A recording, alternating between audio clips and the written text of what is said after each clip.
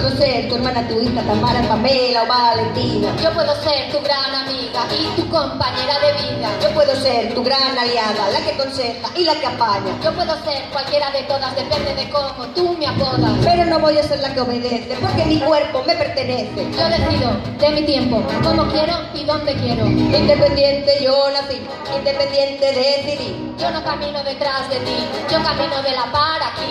Tú no me vas a humillar, tú no me vas a gritar, tú no me vas a someter, tú no me vas a golpear, tú no me vas a denigrar, tú no me vas a obligar, tú no me vas a silenciar, tú no me vas a callar.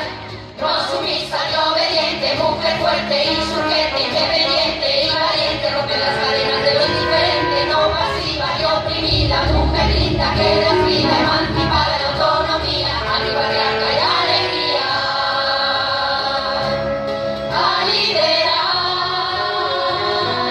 a liberar, a liberar, libera, libera, libera. Yo puedo ser jefa de hogar, empleada o intelectual.